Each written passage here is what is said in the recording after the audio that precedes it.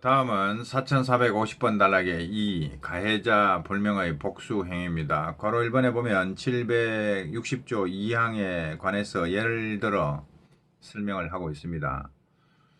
760조 2항을 보면 공동 아닌 수인의 행위 중 공동인 수인의 행위가 되면 여기 1항에 해당이 되겠죠. 자, 1항에는 해당이 안 됩니다. 공동이 아닙니다. 공동 아닌 수인의 행위 중에 어느 자의 행위가 그 손해를 가한 것인지를 알 수 없는 때, 어느 자의 행위가 그 손해를 가한 것인지 알 수 있는 때에는 그 자가 불법 행위를 한 거죠. 근데 그걸 알 수가 없습니다. 알 수가 없는 때에도 전항과 같다고 하고 있습니다. 자, 관련해서 괄호 2번에서 판례를 봅니다. 민법 제760조 제2항은 여러 사람의 행위가 경합하여 손해가 생긴 경우 중 같은 조 1항에서 말하는, 그러니까 여러 사람의 행위가 경합한 경우가 1항도 여러 사람의 행위가 경합한 경우고 2항도 여러 사람의 행위가 경합한 건 맞는데, 그 중에서 같은 조 1항 760조 1항에서 말하는 공동의 불법 행위로 보기에 부족할 때 이때 입증 책임을 들어줌으로써, 원칙적으로 말하면 이거 밝혀야죠. 어느 자의 행위가 그 손해를 가한 것인지를 밝혀야 되는데 밝히기 힘들다는 겁니다. 알 수 없는 때, 그때는 입증 책임, 그 밝히는 입증 책임을 들어줌으로써 피해자를 보고, 그렇죠. 피해자 보고 그 증명해봐라. 이렇게 하면 너무 힘드니까, 그러니까 입증 책임을 들어주고, 피해자를 보호하려는 입법 정책상의 고려에 따라 각각의 행위와 손해 발생 사이의 인과관계를 법률상 추정, 법률의 규정에 의해서 760조 2항 규정이 그런 경우에 전항과 같다. 그러니까 수인의 행위가 전부 인과관계가 있다. 그 손해를 가했다고 인과관계를 추정해 주는 거죠. 자, 각각의 행위와 손해 발생 사이의 인과관계를 법률상 추정해 줍니다. 법률상 추정이 아닌 건 사실상 추정인데 민사소송법에서 공부하시면 됩니다. 자, 법률상 추정한 것이므로 이러한 경우 개별 행위자가 자기의 행위와 손해 발생 사이에 인과관계가 존재하지 아니한다. 이걸 증명하면 어떻게 되냐? 인과관계가 없다. 이걸 증명하면 면책입니다.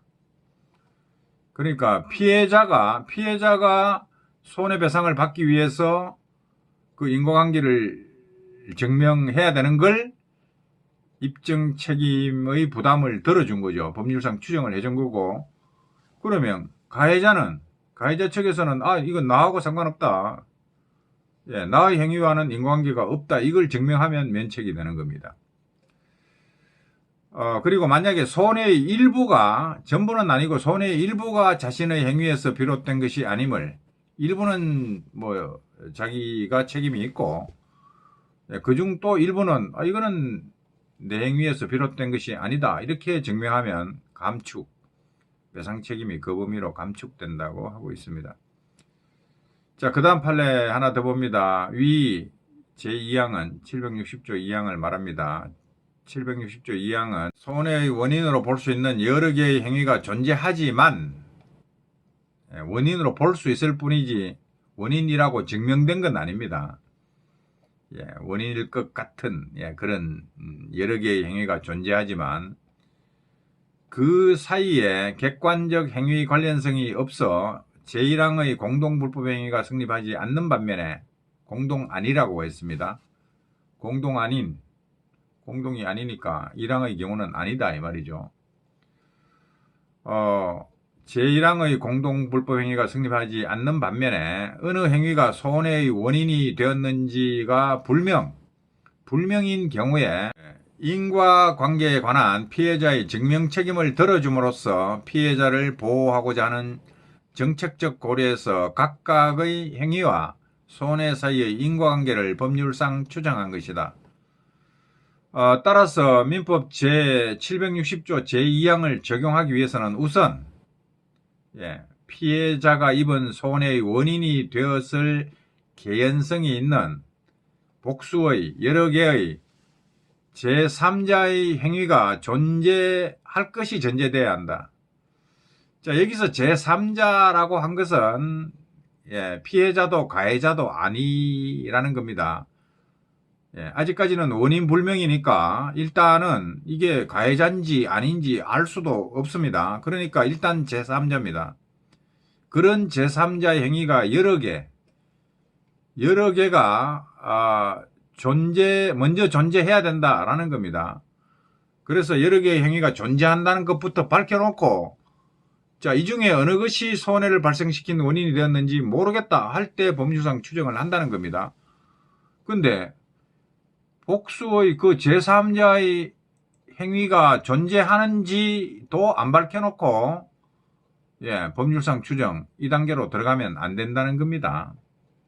자, 판결 요지를 읽다가 잘 이해가 안 되면 사실관계를 읽어보면 대부분 이해가 됩니다. 자, 이 사실관계는 간단하게 보겠습니다. 자, 소외 1이 엑센트 승용차를 운전해서 가고 있었는데 같은 방향에서 앞서 진행하던 소외 2 운전의 덤프트럭 뒷면에 엑센트 승용차가 들이받은 겁니다. 추돌한 거죠. 자, 이게 1차 사고인데 이 1차 사고가 발생했는데 1차 사고로부터 약 7, 8분 후에 뒤에서 트라제 승용차가 오다가 전방주시 태만 이래가지고 이 엑센트 승용차를 들이받았습니다. 이게 2차 사고입니다. 자, 이렇게 해서 엑센트 승용차 운전자가 사망을 했습니다.